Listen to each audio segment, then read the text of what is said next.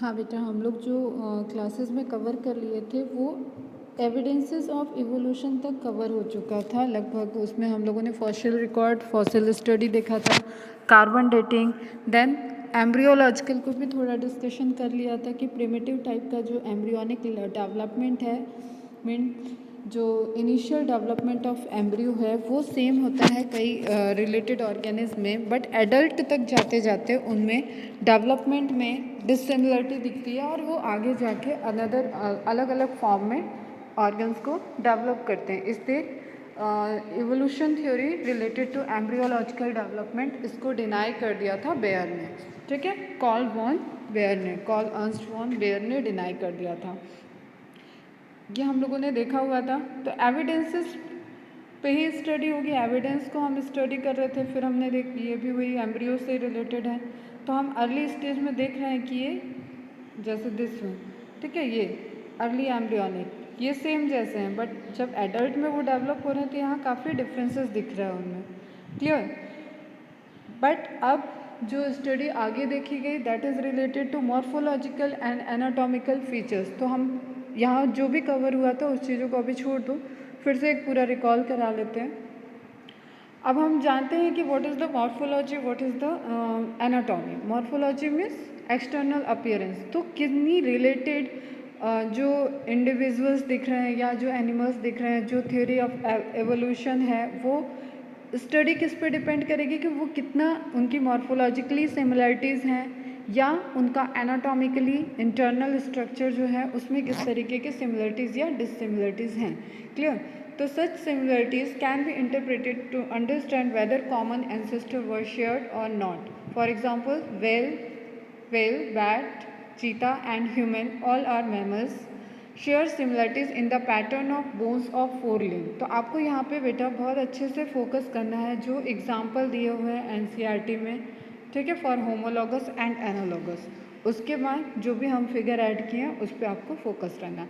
तो these four limbs perform different function in these animals. तो अब उसमें क्या हो गया कि अंदर इंटरनली जो एनाटॉमिकली वहाँ बोन की एनाटॉमी है, ठीक है, वो तो सिमिलर है, लेकिन एक्सटर्नली उसका जो अपीयरेंस हुआ है, जो इन्वायरमेंटल कंडीशन के अकॉर्डिंग वो किस तरीके में वो विंग्स में कन्वर्ट हुई है, वो लिम्ब किस फॉर्म में चेंजेस हुए हैं, वो तैरने में हेल्प कर रहे हैं, वो उड़ने में हेल्प कर रहे हैं या पकड़ने में हेल्प कर रहे हैं, इस तरीके के पैटर्न जो उनके अंदर चेंजेस हैं, लेकिन उनका ओरिजिन सेम है, इंटरनल उनका स्ट्रक्चर सेम है। तो एक ये कंपैरेटिव स्टडी होगी।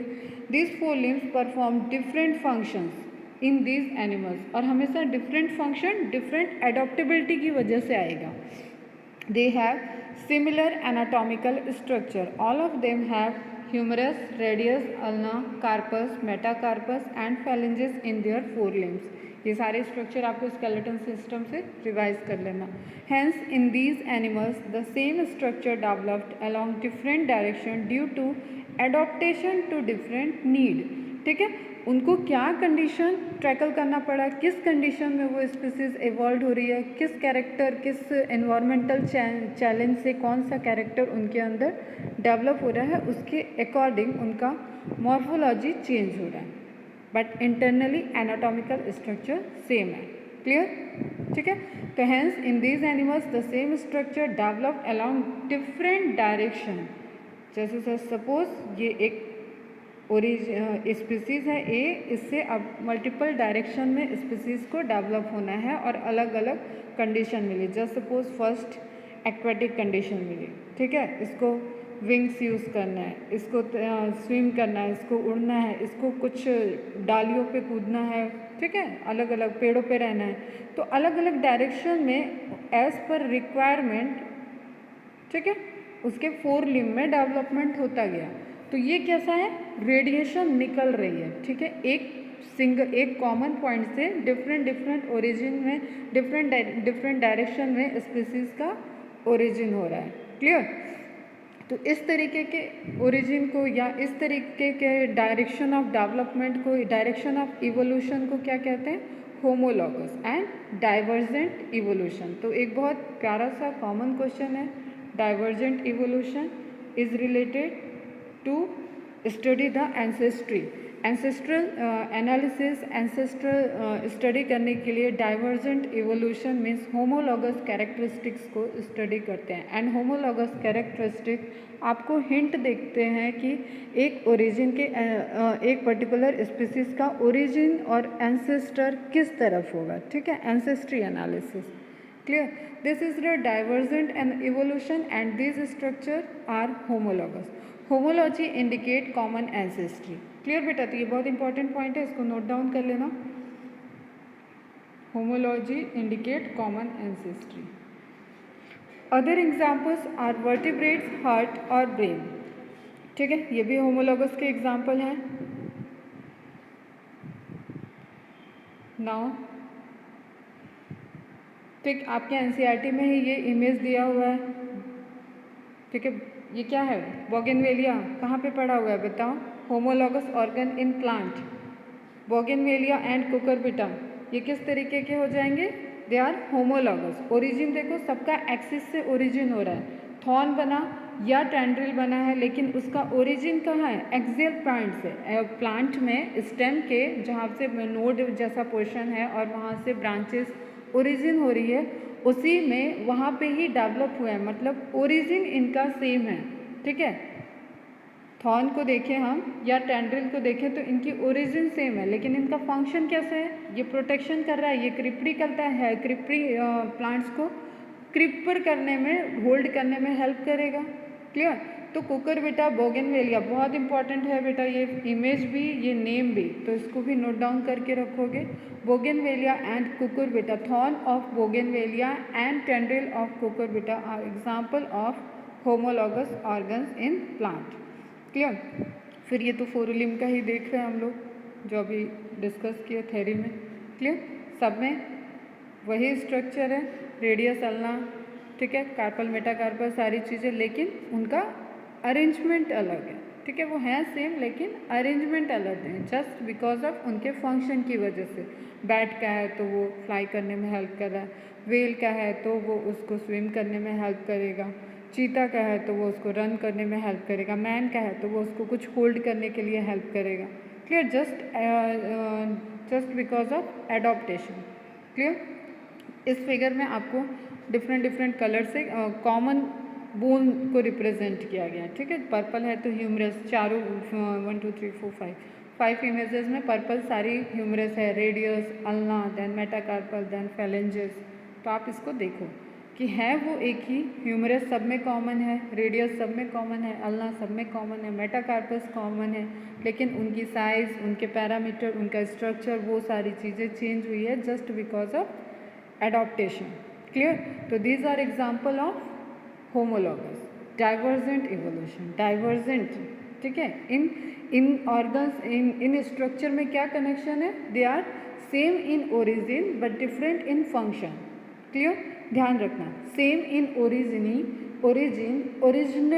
ओरिजिन के अकॉर्डिंग ये सेम स्ट्रक्चर को शो करते हैं, बट फंक्शन के अकॉर्डिंग इनके अंदर डाइवर्सिटी है। क्लियर? ठीक, अगेन, तो this is divergent evolution, pattern of evolution in which two closely related species gradually become more and more dissimilar. अब आपने देखा कि वो क्लोजली रिलेटेड थे, लेकिन उनकी फोर लिम्स किस तरीके से डेवलप हो रहे हैं, तो वो डिसिमिलरिटीज़ उनमें बढ़ती जा रही है। अब एक एक्वेटिक हैबिटेट में चला गया, एक टेरेस्ट्रियल में चला गया, एक लैंड पे है, एक पेड़ों पे है, तो अलग अलग तरीके से उनकी एडॉप्टेशन हो रही है। उसकी वजह से जो बहुत क्लोजली रिलेटेड थे, लेकिन स्पीसीज में ग्रेजुअली, ऑल ऑफ सडन कुछ भी नहीं है इवोल्यूशन में। Evolution is a gradual process. ठीक है, एक टाइम तक, एक धीरे धीरे इवॉल्व होने पे वो सारे कैरेक्टर उसमें डेवलप हो जाएंगे। Clear? And become more and more dissimilar. बेटा ये लाइन नोट कर लोगे, तुम्हारे सब्जेक्टिव आंसर के लिए इम्पॉर्टेंट है। क्लियर? ठीक, common ancestor adopt different trait. Common ancestor था लेकिन रिलेटेड है आपस में, रिलेटिविटी को शो करता है, लेकिन एडॉप्टेशन की वजह से उनमें डिफरेंसेस आ गए और डिफरेंट तरीके के ट्रेड्स वहाँ पे दिखने लगे। ठीक है, तो दैट इज होमोलॉगस। डाइवर्जेंट, ठीक है, ये जो एरो है, एरो का डायरेक्शन इस तरीके से। क्लियर? अगेन विंग्स देख रहे हैं हम। This is convergent evolution.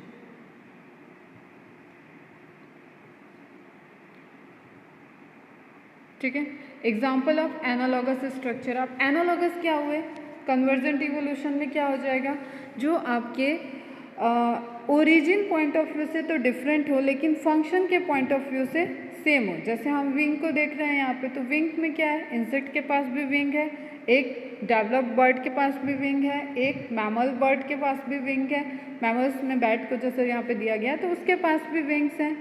Clear? तो यहाँ पे जो स्ट्रक्चर है वो सब क्या हेल्प क्या कर रहा है, फ्लाई करने में, लेकिन क्या वो एक जैसे हैं, क्या उनका स्ट्रक्चर एक जैसा है, ओरिजिन एक जैसा है, नहीं। उनकी एडॉप्टेशन की वजह से, उनको फ्लाई करना है इसलिए वो एडॉप्टेशन की वजह से सेम एक ही दिए गए इन्वायरमेंटल चैलेंज में अगर नंबर ऑफ स्पीसीज फॉर्म हुई हैं और एडॉप्ट किया है उन्होंने उस पर्टिकुलर हैबिटेट में सर्वाइव के लिए, तो उन रिलेटेड स्पीसीज के बीच में एनालॉजी दिखेगी। ठीक है, उस रिलेटेड स्पीसीज के बीच में एनालॉजी दिखेगी। क्लियर? तो उनमें जो ऑर्गन डेवलप होंगे वो कैसे होंगे, एनालॉगस। तो means functionally same but origin point of view से different, different in origin and same in function. Clear?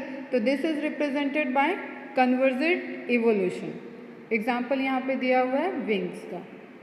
Clear?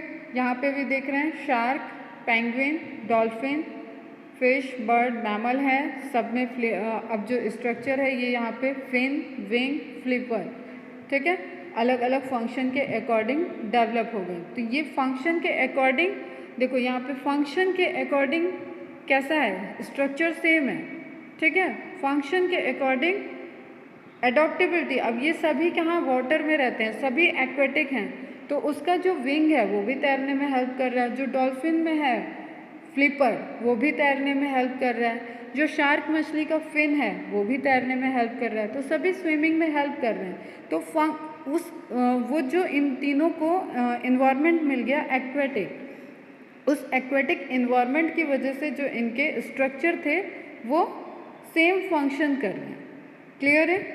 ठीक है, तो यहाँ पे विंग्स वाला एक कन्फ्यूज़न आ सकता है, तो आपको एग्जाम्पल एकदम क्लियर ध्यान में रखना पड़ेगा कि आप किस पॉइंट ऑफ व्यू से यहाँ पे सिमिलर कह सकते हो, किस पॉइंट ऑफ व्यू से यहाँ पे एनालॉगस में भी एग्जाम्पल दे सकते हैं एंड होमोलॉगस में भी एग्जाम्पल दे सकते हैं। फोर लिम्ब क्योंकि यहाँ पे भी दिख रहा है। क्लियर? तो वो पॉइंट थोड़ा सा ध्यान में रखोगे। इंसेक्ट के विंग्स के अकॉर्डिंग हमने इसको क्या बोला, एनालॉजी। ठीक है, विंग्स के अकॉर्डिंग एनालॉजी बोल रहे हैं, और जो इंटरनल एनाटॉमिकल बोन का अरेंजमेंट है उसके अकॉर्डिंग हमने क्या बोला, होमोलॉजी। क्लियर? तो insect wing, birds wings, bats wings, ये सब क्या दिख रहे हैं हमें, एनालॉगस स्ट्रक्चर। ठीक है, सेम वे में अगर हम आई को देखें, हमें पता है आई का फंक्शन सेम है। Of other we talk about the octopus और we talk about the human, दोनों में ही देखने का मेन फंक्शन है, अरेंजमेंट में चेंजेस हो सकते हैं, तो ये ऑर्गन कहते हैं सेम फंक्शन कर रहे हैं। ठीक है, सेम स्ट्रक्चर डिफरेंट हो सकता है लेकिन फंक्शन सेम कर रहे हैं, तो ये क्या हो जाएंगे, एनालॉगस। ठीक है, तो कंपैरेटिवली ऑक्टोपस की eye and human eye are the analogous organ. Clear? फिर अब sweet potato and normal potato, इसमें क्या सिमिलरिटी है, दोनों ही अंडरग्राउंड है, दोनों ही स्टोरेज हैं। ठीक है, एक ही कंडीशन को अडॉप्ट किया है इनमें, लेकिन एक क्या है, एक स्टेम है, एक रूट है। तो this is again one of the most important example of analogous, तो नोट डाउन कर लोगे। ठीक है, ये हम लोग मॉर्फोलॉजी में भी देखे हुए हैं, underground root and underground stem. ठीक है, मॉडिफिकेशन वाले पार्ट में, तो ये इम्पॉर्टेंट एग्जांपल रहेगा। पोटैटो एंड स्वीट पोटैटो और द एनालॉगस, ठीक है, with respect to their storage food का फिनोमिना है इनके अंदर। Both are starchy food items, दोनों को हम फूड की तरह यूज़ करते हैं, बट एक क्या है, ओरिजिन पॉइंट ऑफ व्यू से स्टेम है, एक क्या है, ओरिजिन पॉइंट ऑफ व्यू से रूट है, लेकिन दोनों ही अंडरग्राउंड है, दोनों में सिमिलरिटीज़ है कि दोनों as a food source use हो रहे हैं। स्टार्च का एक्युमुलेशन होता है, स्टार्च कार्ब्स के सोर्सेज हैं। क्लियर।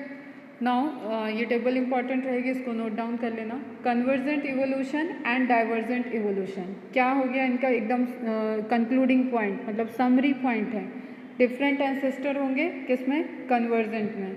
डाइवर्जेंट में क्या होगा, कॉमन एंसेस्टर। तो एंसेस्ट्री, कॉमन एंसेस्ट्री की एनालिसिस के लिए कौन सा इवोल्यूशन प्रेफर होगा, डाइवर्जेंट इवोल्यूशन। ठीक है, डिफरेंट एंसेस्टर, कन्वर्जेंट इवोल्यूशन, लेकिन कंडीशन सेम, कन्वर्जेंट। क्लियर।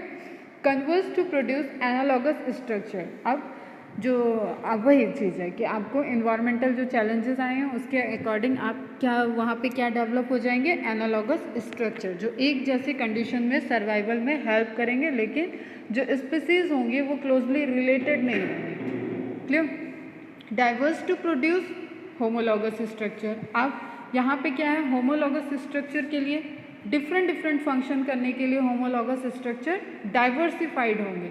ठीक है, डाइवर्सिफाइड शो करेंगे और वो अलग अलग स्पीसीज धीरे धीरे एक दूसरे से कैरेक्टर में दूर होते जाएंगे। क्लियर। बट उनके जो स्ट्रक्चर हैं वो डिफरेंट फंक्शन करेंगे, लेकिन ओरिजिन पॉइंट ऑफ व्यू से सेम होंगे। Species appearance becomes more similar over time. आपको देखने में एक स्पीसीज का अपीयरेंस, क्योंकि वो जब भी हम कन्वर्जेंट को स्टडी करेंगे, जब भी हम कन्वर्जेंट फिनोमेना स्टडी करेंगे, तो वहाँ पे हम लोग क्या देखेंगे कि वो एक कंडीशन में डेवलप हुई, एक इन्वायरमेंटल चैलेंजेस में डेवलप हुई पॉपुलेशन के अंदर डिफरेंट स्पीसीज़ को हम स्टडी करेंगे। जस्ट इस तरीके से समझो कि हम जब एक्वेटिक लाइफ की स्टडी करेंगे तो हम नंबर ऑफ वहाँ पे एनिमल्स देख रहे हैं, फिशेस देख रहे हैं, ऑक्टोपस देख रहे हैं, अलग अलग टाइप के कुछ मैमल्स भी देख रहे हैं जो कि उस वाटर में ग्रो कर रहे हैं, वाटर में डेवलप हो रहे हैं। ठीक है, तो एक कॉमन इन्वायरमेंट मिल गया, लेकिन ओरिजिन पॉइंट ऑफ व्यू से वो डिफरेंट थे, बट फंक्शन के पॉइंट ऑफ व्यू से वो क्लोजली रिलेटेड हो गए। क्लियर। तो जिस तरीके से भी बेटा घुमा के क्वेश्चन इसमें आए वो आपको माइंड में एकदम कॉन्सेप्ट क्लियर रखना है। Converge to produce analogous structure, diverse to produce homologous structure. Species appearance becomes more similar over time, species appearance becomes more different over time। Diversion है यहाँ पे। स्पीसीज आर अनरिलेटेड, ठीक है, related नहीं रहेंगे। Genetic drift भी वहाँ देखने को मिल सकता है एंड जेनेटिकली डिफरेंट भी होंगी। स्पीसीज आर क्लोजली रिलेटेड, यहाँ जेनेटिक होमोलॉजी होगी। Genetic homology means that is related to common ancestry, जो एक ही एंसेस्टर से रिलेटेड है, आगे जाके डेवलप हो रहा है, उनमें जेनेटिक सिमिलरिटी। ठीक है, जेनेटिक कॉम्बिनेशन में जो मैचेस की प्रोबेबिलिटी ज़्यादा है, सिमिलर होने की चांसेस ज़्यादा हैं, ठीक है, वो किस में होगी, होमोलॉगस में। Example, wings in insect, birds and bat and pentadactyl limb structure vertebrates. Vertebrates के जो लिम्ब्स का एग्जाम्पल देखा हम लोगों ने, वो स्ट्रक्चर होमोलॉजी को रिप्रेजेंट करता है। एंड विंग का structure insect, bird and bats में आपको एनालॉजी को रिप्रेजेंट करता है।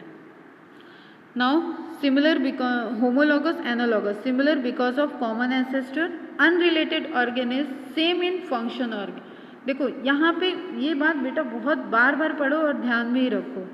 ठीक है, ये सेम इन फंक्शन होंगे जस्ट बिकॉज ऑफ एडॉप्टेशन, और ये डिफरेंट हो गए जस्ट बिकॉज ऑफ डेवलपमेंट। अलग अलग कंडीशन में चली गई, वहाँ से स्पीसीज ग्रो करने के लिए जो बढ़ी आगे की तरफ, वो डिफरेंट कंडीशन में चली गई, इसलिए यहाँ पे क्लोजली रिलेटेड स्पीसीज एक दूसरे से काफ़ी फार अवे हो गई और उनके कैरेक्टर अलग अलग इवॉल्व हो गए। Same structure different function, different structure same function. ठीक है, कई स्लाइड में एक ही इंफॉर्मेशन दी है, जस्ट आप उसको कनेक्ट करो। क्लियर। तो एंसेस्टर, मैमल, और यहाँ पे आपको विंग्स का अगेन एग्जाम्पल दिख रहा है। अब आपको एक चीज़ ध्यान में रखना है, जो एरो है, ठीक है, डायरेक्शन ऑफ एरो। ठीक, ये स्लाइड बहुत इंपॉर्टेंट है, इसको आप ये टेबल इंपॉर्टेंट है बेटा, ये भी नोट डाउन करोगे, एग्जाम्पल सारे नोट डाउन करोगे। उसके बाद ये स्लाइड आपको कॉन्सेप्ट क्लैरिटी के लिए इम्पॉर्टेंट है, तो आप इसको ग्राफिकल फॉर्म में भी बना लो कि कभी ग्राफ से रिलेटेड क्वेश्चन आए तो आप उसमें भी रिलेटेड कर सको, कि टाइम स्केल पे एक टाइम स्केल और ट्रेड के कंपैरिजन में और रिस्पेक्ट में ग्राफ बनेगा तो वो किस तरीके का इवोल्यूशन शो कर रहा है। ठीक है, तो कन्वर्जेंट में एरो निकलेंगी और एक डायरेक्शन में जाके एक पॉइंट पे मिलती हुई दिखेंगी। जैसे जस्ट सपोज मैं ये एक पॉइंट है, एक मिनट, एक हम यहाँ ड्रॉ करते हैं, एक यहाँ, ठीक है, जस्ट ये एक पॉइंट है, ठीक है। अगर कन्वर्जेंट इवोल्यूशन हो रहा होगा तो अलग अलग डायरेक्शन से, ठीक है, ये जस्ट सपोज हमने किया, ये एक्वेटिक कंडीशन के चैलेंजेस हैं, एक्वेटिक कंडीशन का चैलेंज है। अब ये species A, B, C, D, ठीक है, ये कन्वर्ज हो रहे हैं, इनकी डेवलपमेंट डायरेक्शन ऑफ इवोल्यूशन कैसा है, एक जगह पे जाके मिलने वाली है, जस्ट बिकॉज ऑफ एक कंडीशन, एक एडॉप्टेशन, एक जो चैलेंजेस इन सब ने एक्सेप्ट किया है उसकी वजह से ये फंक्शनली सेम होने वाले हैं। क्लियर? तो इस तरीके का एरो जो एक पॉइंट पे मिलता हुआ दिखेगा, that represent convergent evolution. Clear? अब नेक्स्ट एग्जांपल लेते हैं डाइवर्जेंट का। डाइवर्जेंट में क्या होगा, एक पॉइंट ऑफ ओरिजिन है और वहाँ से चैलेंजेस, इन्वायरमेंटल कंडीशन अलग अलग है और यहाँ पे species A, B, C, D, E, किसी स्पीसीज O से ये सारे इवॉल्व हुए। यहाँ पे क्या हो गया, बार बार समझा रहे बेटा, ध्यान से एकदम समझ लो। इन्वायरमेंट कंडीशन डिफरेंट है, चैलेंजेस हैं, तो जब चैलेंजेस होंगे तो डाइवर्सिटी आएगी, ठीक है, एडॉप्टेबिलिटी होगी, एक कंडीशन में सर्वाइवल होगा, तो जो सारी स्पीसीज उस कंडीशन में ग्रो कर रही होंगी, एक पॉपुलेशन बोलेंगे, एक पर्टिकुलर एरिया में स्टडी कर रहे हैं तो डिफरेंट ग्रुप ऑफ स्पीसीज हम स्टडी करते हैं, तो उस टाइम वो क्या शो करेंगी, कन्वर्जेंट, सब एरो एक पॉइंट पे जाके मिल रही हैं, ठीक है। एंड डाइवर्जेंट में क्या होगा, रे निकलेंगी, ठीक है, रेडिएशंस निकलेंगी। कन्वर्जेंट में क्या होगा, रेडिएशन एक पॉइंट पे मिलेंगी। दोनों फिगर में डिफरेंस, इसमें डायरेक्शन ऑफ एरो इधर होगा, इसमें डायरेक्शन ऑफ एरो पॉइंट से निकलता हुआ। एक इसको अगर ग्राफ के मैथमेटिकल पॉइंट से हम बोलें तो इसको बोलते हैं आउट डिग्री, ठीक है, इसको बोलते हैं इन डिग्री, जो टर्म मैं अपने थीसिस में यूज़ करती हूँ, मैथमेटिकल टर्म। तो ऐसे रेज जो एक पॉइंट पे निकलती हैं, ठीक है, सॉरी, इसको आउट डिग्री बोलेंगे और इसको इन डिग्री, ठीक है, जो एक साइड में आ रही हैं, एक पॉइंट पे आ रही हैं, इन हो रही हैं, ठीक है, तो वो डिग्री के टाइप्स होते हैं, तो इन डिग्री, और एक पॉइंट से जा रही हैं तो आउट, ठीक है। तो कितना वेटेज है उसका उस ग्राफ में, ये उससे कैलकुलेट करते हैं। तो अभी हम लोग ग्राफ थ्योरी नहीं पढ़ रहे हैं, जस्ट ये पॉइंट A, जस्ट ये पॉइंट B, तो A और B की तरफ एरो आ रही है या जा रही है, तो आ रही है तो उसको बोलते हैं इन डिग्री, जा रही है तो उसको बोलते हैं आउट डिग्री। यहाँ पे क्या है आपका, जा रहा है, डाइवर्स हो रहा है तो डाइवर्जेंट, आ रहा है एक जगह पे, सब एक जगह पे मिलने जा रहे हैं, एक फंक्शन के पॉइंट ऑफ व्यू से, एक इन्वायरमेंटल के पॉइंट ऑफ व्यू से, तो दैट इज इन डिग्री या कन्वर्जेंट। क्लियर है बच्चा? ठीक है, तो populations become more and more dissimilar to adapt to the environment. They share a recent common ancestor. ये अब आई थिंक क्लियर है। एंड यहाँ पे हम देख रहे हैं कि एक पॉइंट ऑफ इवोल्यूशन से ये कॉमन एंसेस्टर अब यहाँ से डाइवर्सिफाइड हो रहे हैं, ठीक है, डिफरेंट है, ये स्पीसीज A बन गई, ये स्पीसीज B हो गई, ये किसी कॉमन O स्पीसीज से रिलेटेड है। यहाँ पे क्या हुआ, ये इन्वायरमेंट चैलेंज है कोई, उस इन्वायरमेंट चैलेंज के लिए एक स्पीसीज A, एक स्पीसीज B, और ये सभी उस चैलेंज को एक्सेप्ट करते हुए एक फंक्शन के पॉइंट ऑफ व्यू से हम यहाँ पे स्टडी करेंगे और एरो एक जगह जाके मिलते हुए दिखेगा। Organisms with very different ancestor become more alike due to a common environment. ठीक है, तो ये स्पीसीज A और B एक जैसी दिखने लगेंगे आगे जाके, सॉरी, ये A और B अगर एंसेस्ट्री को रिप्रेजेंट कर रहे हैं तो आगे जाके जो A dash and B dash बनेगा, A एंड B डैश में सिमिलरिटीज दिखेगी just because of their adaptability for a common environmental condition. Clear? तो वो एक दूसरे के क्लोज आ गए जो कि एंसेस्टर पॉइंट ऑफ व्यू से दूर थे। क्लियर है? ठीक है, नाउ अगेन एनसीईआरटी देख लेते हैं। Plants also the thorn and tendril of bougainvillea and cucurbita present homology, represent homology example ध्यान में रखना है बेटा आपको। Homology is based on divergent evolution whereas analogy refers to a situation exactly opposite. दोनों अपोजिट हैं।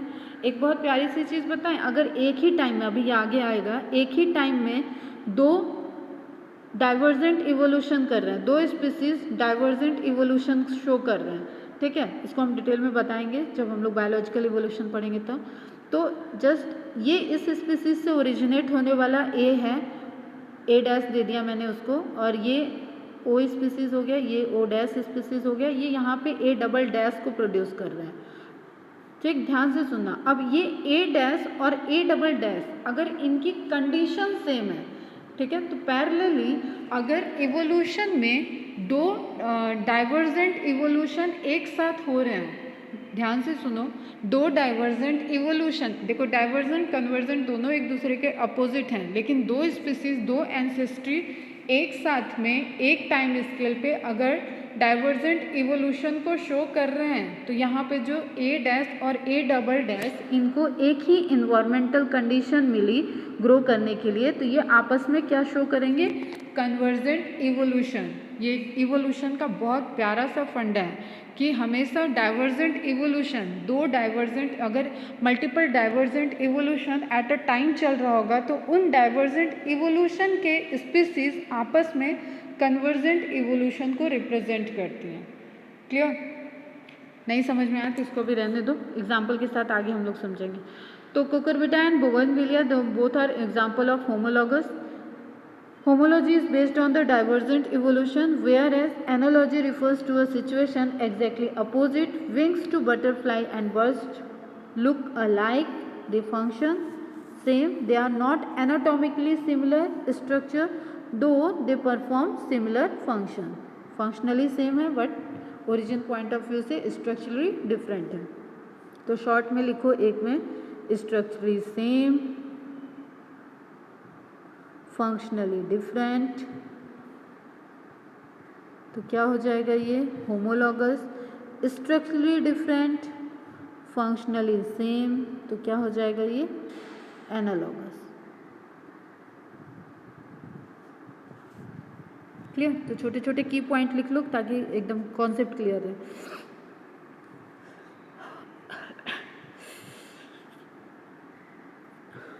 Hence, analogous structure, they are not anatomic. Hence, analogous structure are a result of convergent evolution. Different structure evolving for the same function and hence having similarity. Other example of analogy are the eye of octopus and of mammals, or the flipper of penguins and dolphins. One can say, अब ये example सब आपको image के through मैंने बता दिया, आप इसको नोट डाउन करके मार्क करके रख लोगे कि डायरेक्ट क्वेश्चन आएगा, होमोलॉजी शो करते हैं या एनालॉजी शो करते हैं, डाइवर्जेंट शो करते हैं या कन्वर्जेंट, एंसेस्ट्री एनालिसिस हो सकती है या डाइवर्सिफिकेशन की एनालिसिस हो सकती है। तो इस तरीके के क्वेश्चन पूछे जाएंगे। इन्वायरमेंटल कंडीशन सेम दी गई है तो किस तरीके के स्ट्रक्चर डेवलप होंगे, कन्वर्जेंट या डाइवर्जेंट, हो सकता है डायरेक्ट ना पूछे और कुछ आपको ऐसे ट्रिकी क्वेश्चन बना के और उसके एग्जाम्पल पूछे। तो एकदम पॉइंट यहाँ पे ध्यान में रखना है, स्टार मार्क करके रखना है एग्जाम्पल्स को, एंड फंडा ध्यान में रखना है कि मेन उसका बेस क्या है।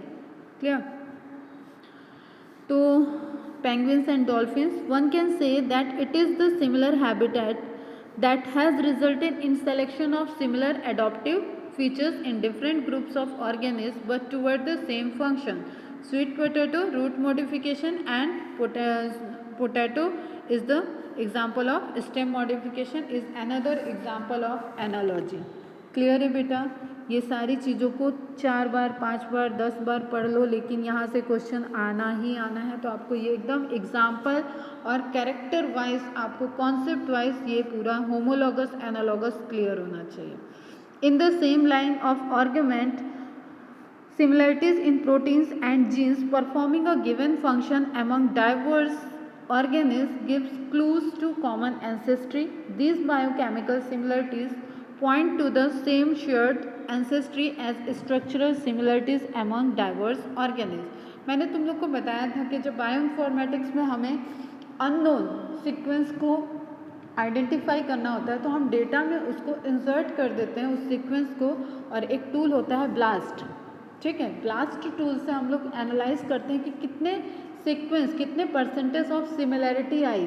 तो जब परसेंटेज ऑफ सिमिलैरिटी आती है तो हम उस पर्टिकुलर प्रोटीन सीक्वेंस या जो तुम्हारा डीएनए का सीक्वेंस है, आरएनए का सीक्वेंस है, उसकी सिमिलैरिटी पैटर्न को देख के फिर हमें एक आइडेंटिफिकेशन के लिए ट्री जनरेट हो जाएगा कि ये किस चीज़ से ज़्यादा सिमिलर है, ठीक है, किसके नियर बाय कितने परसेंटेज ये सिमिलरिटी को शो कर रहा है। तो वहाँ एक ब्लाइंड टेस्ट करते हैं हम लोग कि किससे ये किस तरफ इस सीक्वेंस का रिजेम्बलेंस किस साइड ज़्यादा है, ठीक। तो उसी तरीके से यहाँ पे दिया हुआ है कि अगर हम ये स्ट्रक्चर को देख रहे हैं तो जो कंपोजिशन ऑफ प्रोटीन्स है, जीन्स है, ये भी एक कॉमन एंसेस्ट्री के फिनोमेना को रिप्रेजेंट करते हैं। जैसे तुम्हारा डीएनए क्या है, मोर कंजर्व है, ठीक है, चेंजेस ज़्यादा किसमें हो सकते हैं, आरएनए, ज़्यादा म्यूटेशन किसमें हो सकता है, आरएनए में।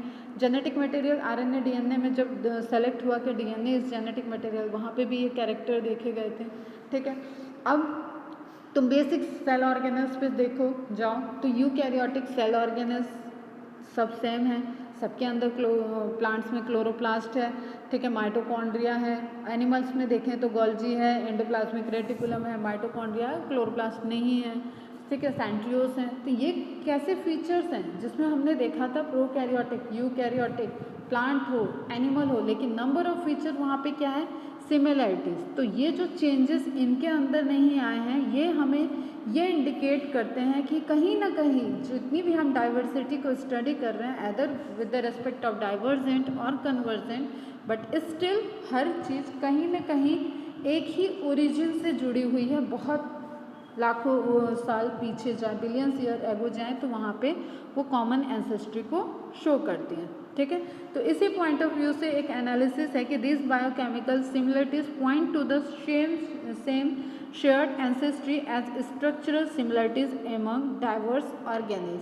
और यहाँ इससे रिलेटेड एक पॉइंट नोट डाउन करोगे कि सबसे ज़्यादा जो प्रिजर्व न्यूक्लिक एसिड का एग्जाम्पल है, प्रिजर्व न्यूक्लिक एसिड का एग्जाम्पल है, तो उसमें आप डीएनए लिख के चले आओगे कि कम म्यूटेशन होता है compare to RNA. But ribosomal RNA का सबसे ज़्यादा जेनेटिक मटेरियल जो है वो rRNA, that is more preserve nucleic acid and this is more मतलब मोर कॉमन एंसेस्ट्रल जीनोम आप कह सकते हो इसको। ये एक ऐसा स्ट्रक्चर है आरएनए का जिसमें बहुत कम चेंजेस देखने को मिले हैं।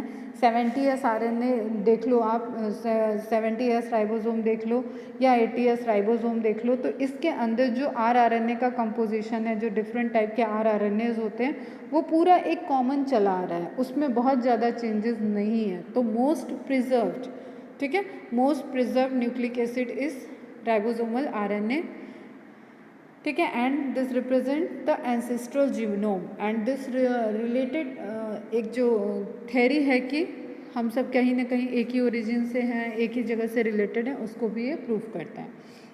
क्योंकि हमें पता है other we talk about the prokaryotic और यूकैरियोटिक, राइबोसोम होना तो मस्ट है, प्रोटीन मशीनरी होनी मस्ट है, लिविंग ऑर्गेनिज्म है, तो इसलिए वायरसेस में ये नहीं होता है, तो वायरसेस को लिविंग के कैटेगरी में हम नहीं रखते हैं। Man has bread selected plants and animals for agriculture, horticulture, sport और security. Man has domesticated many wild animals and crops. This intensive breeding program has created breeds that differ from other breeds but still are of the same group. It is argued that if within hundred of years man could create new breeds, could not nature have done the same over millions of years? अब ये बड़ा प्यारा सा आपका paragraph है, यहाँ पे ये रिप्रेजेंट किया हुआ है, इसमें लिखा हुआ है समरी में कि हम अपने वेलफेयर, अभी जैसे हम लोगों ने रिसेंट में बायोटेक्नोलॉजी चैप्टर को कंप्लीट किया, तो वहाँ तुम लोगों ने कई सारी चीज़ें देखी टेक्नोलॉजी के पॉइंट ऑफ व्यू से कि हम आरडीटी जेनेटिक इंजीनियरिंग के पॉइंट ऑफ व्यू से किस तरीके से जीएमओज डेवलप कर रहे हैं, चाहे वो क्रॉप्स हों या एनिमल्स हों, ठीक है, हम वहाँ पे ह्यूमन वेलफेयर के लिए प्रोडक्शन कर रहे हैं। तो जब हम इतने कम टाइम में एक ह्यूमन को बने, अभी कितना टाइम हुआ, और उसमें हम लोग इतने इवॉल्व होते जा रहे हैं, तो ये अर्थ जो कि एक बहुत बड़ी लैबोरेटरी है, सालों हजारों साल लाखों साल तक इसमें काम चल रहा है, तो क्या वो आप अपने अंदर अपने वेलफेयर के लिए सेलेक्ट नहीं कर सकती है? अपने वेलफेयर के लिए कि मैं किस तरीके से अच्छी रहूं। जैसे मैंने बोला था कि एक पूरी बॉडी एज्यूम करो कि अर्थ इज़ अ बॉडी, तो अर्थ के अंदर जो भी, जैसे ह्यूमन बॉडी के अंदर डिजीज़ होते हैं, ठीक है, इन्फेक्शन हो रहा है, कोई वायरल अटैक हो रहा है, उसी तरीके से जो हम लोग एक ह्यूमन पॉपुलेशन कह लो या जो इन्वायरमेंट को हम लोग डैमेज कर रहे हैं, ठीक है, ह्यूमन वेलफेयर के लिए, वो उसी तरीके से डिजीज़ की तरह देख लो। तो हर अर्थ अपने को हेल्दी रखने के लिए फिर कुछ चेंजेस करेगी, फिर कुछ चेंजेस करेगी, जिससे वो अपने आप को बैलेंस करती रहेगी हमेशा। क्लियर है? तो वही फिनोमेना है कि अगर ह्यूमन अपने वेलफेयर के लिए इतने ज़्यादा एक्सपेरिमेंट करके और ब्रीड्स, नए नए ब्रीड्स को फॉर्म कर सकती है, तो वाई नॉट अर्थ। अर्थ अपने वेलफेयर के लिए अपने कंडीशन चेंज करके उसमें फिटेस्ट ऑफ द सर्वाइवल या नेचुरल सिलेक्शन को देखने के लिए वो क्या चैलेंजेस देख के टॉप मोस्ट को सेलेक्ट नहीं कर सकती, वो भी कर सकती है। वो क्या उन ब्रीड में मॉडिफिकेशन करके नई ब्रीड को नहीं फॉर्म करा सकती, वो भी करा सकती है। ठीक है, that is the meaning of this paragraph, जो यहाँ से आपको पूरा दिया हुआ है कि मैन अपने सर्वाइवल के लिए काफ़ी कुछ इवॉल्व कर रहे हैं, डेवलप कर रहे हैं, तो नेचर भी कर सकती है, और नेचर ने ही यही सब किया है मिलियंस ऑफ ईयर। पूरे जो अभी भी कंटिन्यूअस इवोल्यूशन चल रहा है उसमें यही फंडा है पीछे। Another interesting observation supporting evolution by natural selection comes from England in a collection of moth। बड़ा इम्पॉर्टेंट है बेटा ये, एकदम पूरा आपको शॉर्ट टाइम में अगर नेचुरल सिलेक्शन को समझना है, मतलब आप देखो अर्थ पे जो हुआ है वो तो मिलियंस ऑफ ईयर की चीज़ है, वो तो कोई देख नहीं पा रहा है, उसको सिर्फ हम थ्योरी में प्रूफ कर सकते हैं, एविडेंसेस देके प्रूफ कर सकते हैं। डार्विन से अगर बेस्ट कोई थ्योरी आ जाएगी तो डार्विन की थ्योरी डिनाई हो जाएगी, क्योंकि इतने बड़े अर्थ पे क्या क्या मॉडिफिकेशन हो रहे हैं, किस किस डायरेक्शन में हो रहे हैं, कोई नहीं जाना। जो डार्विन ने दिया है अभी तक हम उससे एग्री करते हैं, इसलिए वो चल रहा है। तो सेम वे में एक कंपेयर करने के लिए एक नेचुरल सिलेक्शन का एग्जाम्पल दिया हुआ है मॉथ का, जो कि इंग्लैंड में स्टडी किया गया था। ठीक है, ये पॉल्यूशन से और हेल्दी एरिया, मतलब unpolluted area and polluted area में, इंडस्ट्रियलाइज्ड एरिया में कंपैरिजन करके यहाँ पे एग्जाम्पल दिया हुआ है। क्लियर? तो इसकी जितनी भी इंपॉर्टेंट डेटा दिया है बेटा वो आपको मार्क करके रखना होगा। Another interesting observation supporting evolution by natural selection, किस चीज़ का है ये? नेचुरल सेलेक्शन का, फ्रॉम इंग्लैंड, और ये ह्यूमन मेड है, नेचर का नहीं है, ह्यूमन मेड है, नेचुरल सेलेक्शन होगा, मतलब ह्यूमन कॉज है इस नेचुरल सेलेक्शन का। In a collection of moths made in 1850s, that is before industrialization set in, जब बहुत ज़्यादा लेवल पे इंडस्ट्रियलाइजेशन नहीं हुआ था लेकिन स्टार्टिंग हो गई थी, it was observed that there were more white winged moth on trees than dark winged or melanized moth। अब यहाँ पे दो कैटेगरी के मॉथ्स को स्टडी किया जा रहा है, एक के जो पंख हैं वो वाइटिश कलर के हैं, एक के पंख जो हैं वो डार्केस्ट ब्राउनिश कलर के हैं। क्लियर? अब यहाँ पर कैमोफ्लेज का फिनोमेना आएगा। However, in the collection carried out from the same area but after industrialization, जब अच्छे से इंडस्ट्रियलाइजेशन हो गया, 1850s में कोई इंडस्ट्रियलाइजेशन नहीं था, 1920s तक उस टाइम तक स्टडी किया गया, मतलब अब इसमें मिलियन ईयर नहीं लग रहे हैं, लेकिन ऐसा भी नहीं कि एक ही साल की स्टडी है। तो उस टाइम क्या देखा गया कि जब प्रोमिनेंट एकदम बढ़िया इंडस्ट्रियलाइजेशन हो चुका है तो उसके उस पर्टिकुलर एरिया के इन्वायरमेंट में चेंज आ गया था। एंड चेंज ही तो है, नेचर क्या कर रहा है, अर्थ ने क्या किया है, मिलियंस ऑफ ईयर में क्या किया है, चेंजेस ही किए हैं, और उन चेंजेस के अकॉर्डिंग जिसने अडॉप्ट किया वो सर्वाइव किया है। तो यहाँ वही चेंज को देखना है हमें। However, in the collection carried out from the same area but after industrialization, that is in 1920s, there were more dark winged moth in the same area, that is the proportion was reversed।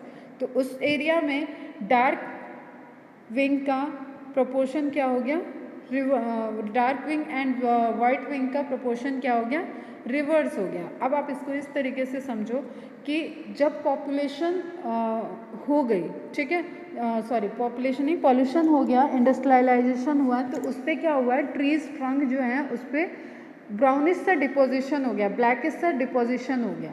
ठीक है, तो जो advantage white को मिल रहा था white surface पे, इसकी ये वाली इमेज देखो तो ज़्यादा बेटर लगेगा, और इसका आपको साइंटिफिक नेम भी आप नोट डाउन करोगे, वेस्टर्न बेटुलेरिया।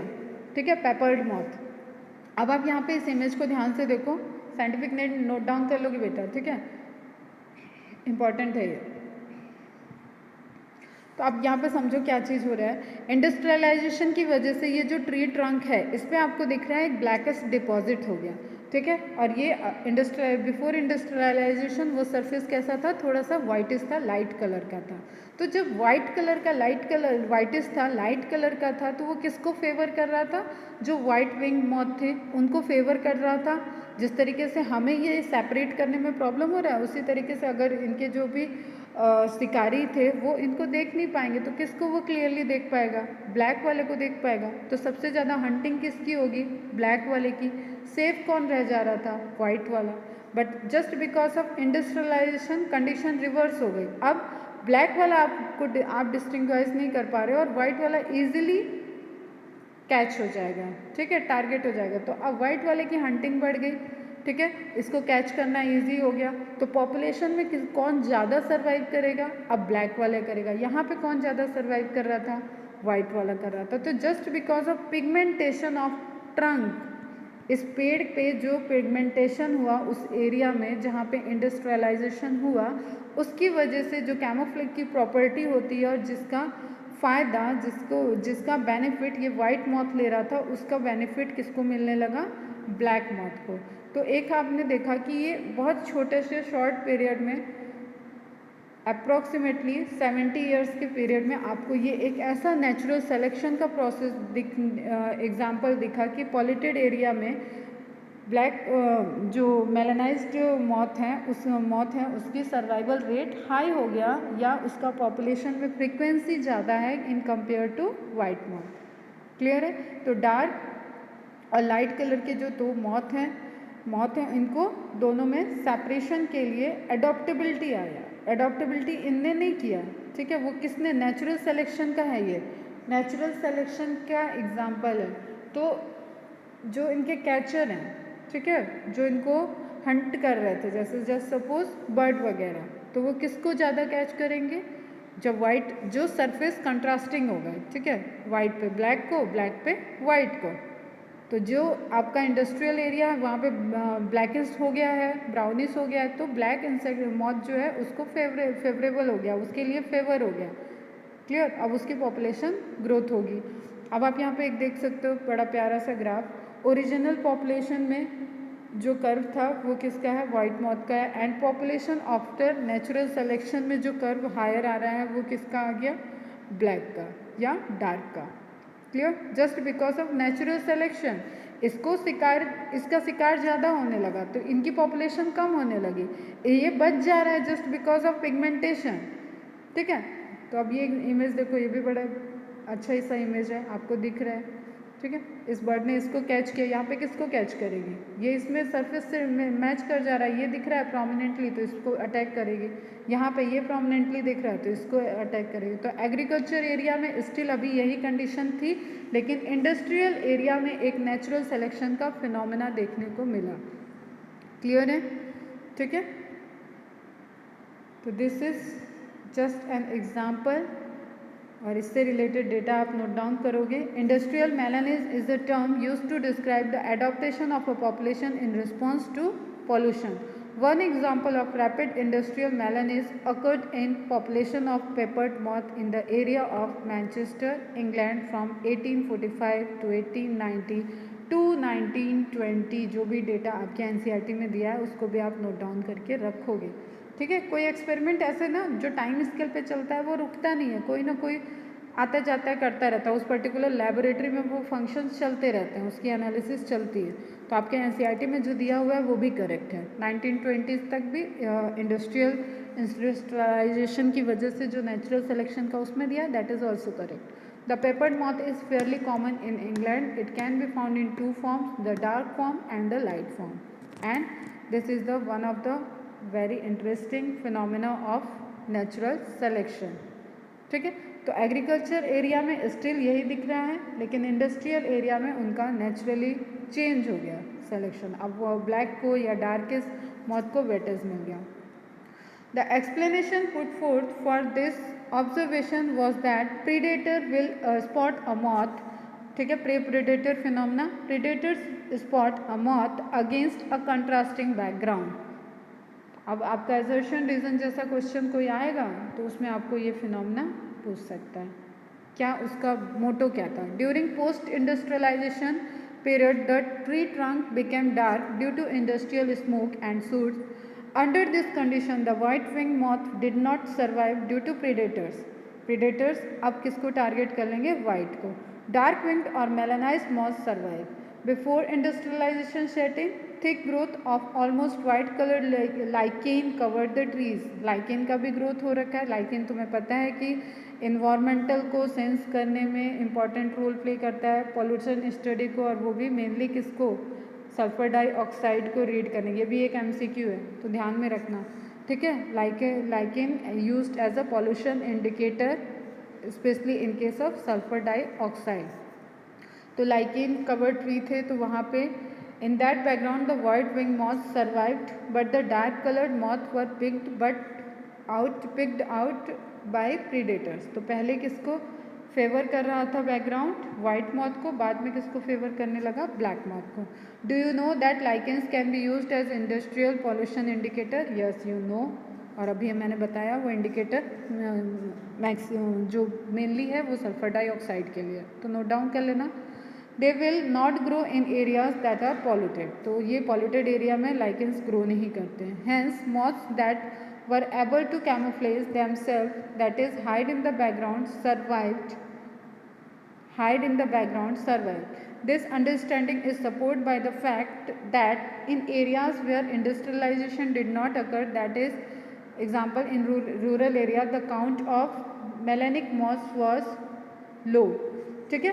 अब पॉपुलेशन स्टडी की जाए अगर इंडस्ट्रियल एंड एग्रीकल्चर दोनों एरिया में, तो इंडस्ट्रियल एरिया में आपको किस पॉपुलेशन की ज़्यादा दिखेगी? अमाउंट ब्लैक मॉथ का, ठीक है, मेलानाइज मॉथ का। एंड एग्रीकल्चर वाले में आपको किसकी ज़्यादा अमाउंट दिखेगी पॉपुलेशन?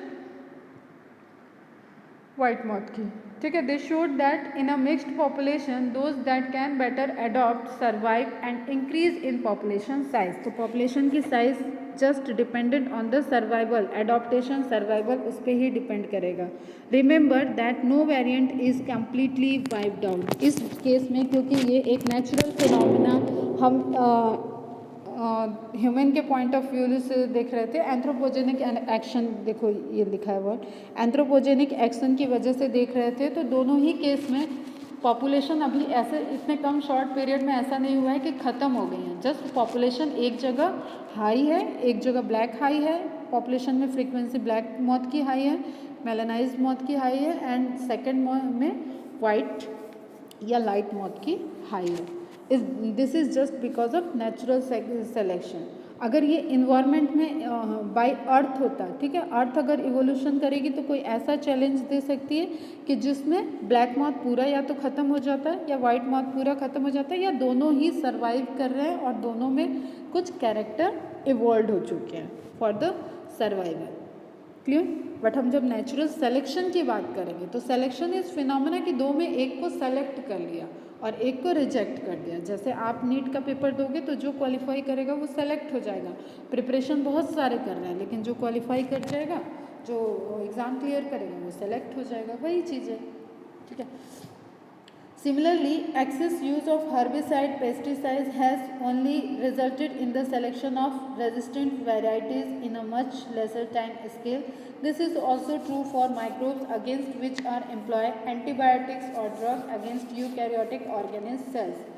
अब हमें सबको पता है कि धीरे धीरे एक एडॉप्टेशन ये भी देखने को मिल रही है कि जो लोग काफ़ी ज़्यादा एंटीबायोटिक लेते हैं, कुछ भी हुआ एंटीबायोटिक लिया, कुछ भी हुआ पेन किलर लिया, ठीक है, बहुत ज़्यादा मेडिसिन लेते हैं, तो उनकी बॉडी में भी रेजिस्टेंस पावर आ जाता है। उनको वो एंटीबायोटिक लेने का उनके ऊपर इफेक्ट नहीं पड़ेगा, या चलो ये चीज़ें छोड़ो, वो बहुत ज़्यादा सेंसिटिव भी हो सकता है, ठीक है। सेम वे में अगर आप किसी बार बार किसी माइक्रोब्स को ट्रीट करा रहे हो किसी एंटीबायोटिक से, तो उसमें भी एक रेजिस्टेंस फिनोमेना डेवलप हो जाता है। उसकी जो नंबर ऑफ प्रोजेनी ग्रो करेंगे, हो सकता है वो उस पर्टिकुलर एंटीबायोटिक के लिए रेजिस्टेंस शो कर दें, ठीक है। सेम वे में अगर आप बार बार हर्बिसाइड्स पेस्टिसाइड्स को यूज़ कर रहे हो तो उससे भी रिलेटेड एक रेजिस्टेंस आ जाता है। इसका बड़ा प्यारा सा एग्जाम्पल है मॉस्किटो। ठीक है। मॉस्किटो कॉइल जो हम लोग छोटे थे तो उस टाइम आता था, मतलब छोटे थे एकदम, छोटे वाली बात बताऊँ मैं, अगर अपने क्लास 5th वाले एरा की बात बताऊँ तो वहाँ पे एक बढ़िया सूखी पत्तियाँ, नीम की पत्तियाँ इकट्ठे करते थे हम लोग से, एग्रीगेशन डिपार्टमेंट में थे मेरे पापा इंजीनियर, तो वहाँ इकट्ठी की जाती थी शाम को और उसको जलाया जाता था कि मच्छर ना काटे। ठीक है, तो उस एरा से आज के तुम गुड नाइट कॉइल वाले एरा तक देखो तो इतने ज़्यादा चेंजेस हुए। वो तो उस वक्त जलाने धुएं करने की वजह से ही मच्छर गायब हो जाते थे। आज आप ये कॉइल लगा लो, वो कॉइल लगा लो, एक्स्ट्रा पावर, ये पता नहीं कौन कौन से पावर बूस्टर सब क्या क्या आ रहे हैं, और उसको लगा लो। आप कुछ टाइम देखोगे कि वो वर्क कर रही है, 2-3 महीने बाद देखो आपके रूम में जहाँ आप जला रखे हो ना, चैलेंज दे रही हूँ, जिस जगह आपकी वो जल रही होगी ना गुड नाइट मशीन, जस्ट उसके आपको 1 मीटर के जोन में, क्या 10 सेंटीमीटर के जोन में, कभी कभी तो मुझे उस पर बैठे हुए भी दिख जाते हैं मच्छर। तो वो क्या कैसे आ रहा है? क्योंकि उनके पास उस पर्टिकुलर केमिकल से रेजिस्टेंस पावर आ जा रहा है, उनकी प्रोजेनी फास्ट प्रोड्यूस हो रही है, लाइफ साइकिल छोटी छोटी है, एडॉप्टेशन, लाइफ साइकिल ही तो एडॉप्टेशन के लिए इंपॉर्टेंट रोल प्ले कर रही है। जो जितनी जल्दी फिटेस्ट लाइफ को शो करेगा, मतलब जिसकी रिप्रोडक्टिव स्टेज जितनी जल्दी आएगी, जितने साइकिल वो कंप्लीट कर रहा है, उतनी जल्दी उसमें इन्वायरमेंटल कंडीशन के लिए एडॉप्टेशन आ जाएगा, वेरिएशंस आएंगे, that is related to sexual reproduction. तो अब उस पर्टिकुलर आप मॉस्किटोज़ को देख रहे हो, अभी आप ओडोमॉस तो खैर है थोड़ा सा इफेक्टिव, ठीक है, अपना एक वो कॉइल आता है, टर्बो कॉइल आता है, ठीक, एक ये वेपर वाले से लिक्विड वाले आते हैं, तो आप एक यहाँ पे मुझे ये अगरबत्ती वाला भी दिखता है, तो सब ला ला के घर में रखे रहो, लेकिन सबसे सबसे एक टाइम में उनकी रेजिस्टेंस पावर आ जाती है। और इसी तरीके से आप हर्बिसाइड हो, पेस्टिसाइड्स हो, एंटीबायोटिक्स हो, हर किसी से एक रेजिस्टेंस उस पर्टिकुलर स्पीसीज जिसके लिए आप यूज़ कर रहे हो उसमें एक रेजिस्टेंस पावर आ जाता है। इसलिए अगर एंटीबायोटिक का केस है तो आपको एंटीबायोटिक का कोर्स कहते हैं कि कंप्लीट करना चाहिए। वो कैसे आया, वो रेजिस्टेंस पावर कैसे आता है? क्योंकि आपने एंटीबायोटिक का कोर्स नहीं कंप्लीट किया, जस्ट जो 5-6 दिन का कोर्स था वो आप 3 दिन में करके तबीयत ठीक लगने लगा छोड़ दिए। तो वो तबीयत कैसे ठीक लगने लगी? क्योंकि नंबर ऑफ जो जिनके अगेंस्ट में, जिन माइक्रोब्स के अगेंस्ट में एंटीबायोटिक वर्क कर रही है वो नंबर कम हो चुका है, उसके सिम्टम आपको बाहर नहीं दिख रहे थे, लेकिन अब वो माइक्रोब्स पे आपकी एंटीबायोटिक ने एक्ट नहीं किया है और वो माइक्रोब्स के जीन जेनेटिक इन्फॉर्मेशन ट्रिगर हो चुकी है। अब वो क्या कर लेगा, वो जो एंटीबायोटिक का कंसंट्रेशन बॉडी में प्रेजेंट रह गया है लेकिन उसको किल नहीं कर पाया है, उससे रिलेटेड उसके अंदर मॉडिफिकेशन हो जाएंगे। तो अब वो जब ग्रो करेगा इन्वायरमेंट में तो वो अपना मॉडिफाइड फॉर्म को ग्रो कर देगा और वो माइक्रो ऑर्गेनिज्म क्या हो जाएगा, उसके अंदर रेजिस्टेंस पावर आ जाएगी। क्लियर? तो hence resistance organism cells are appearing in a time scale of months or year and not centuries। Resistance power है जी, हम लोग देख रहे हैं, that is again a natural selection, ठीक है, एंथ्रोपोजेनिक एक्शन की वजह से ही हमें दिख रहा है।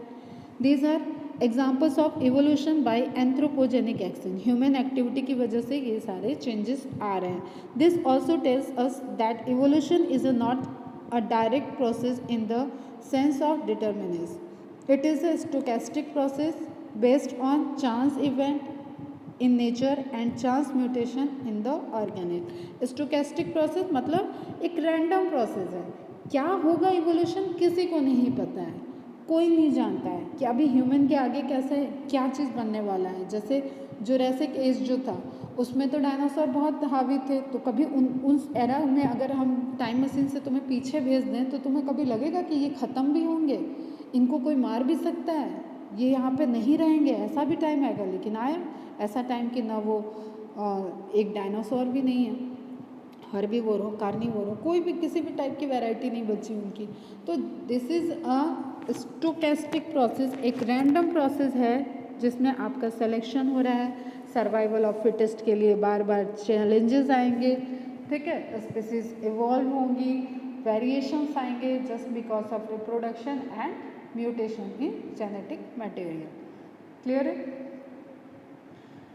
ठीक है, यहाँ तक हम रखते हैं अभी के लेक्चर। नेक्स्ट लेक्चर मैं जल्दी रिकॉर्ड कर दूँगी रात में, और कल परसों बेटा आप लोग को 2-3 लेक्चर आप फटाफट कवर कर लेना और हम लोग स्पीड अप करते हैं ज़रा कोर्स को। चलो बाय बाय, टेक केयर। और कोई भी डाउट हो तो पूछ लेना।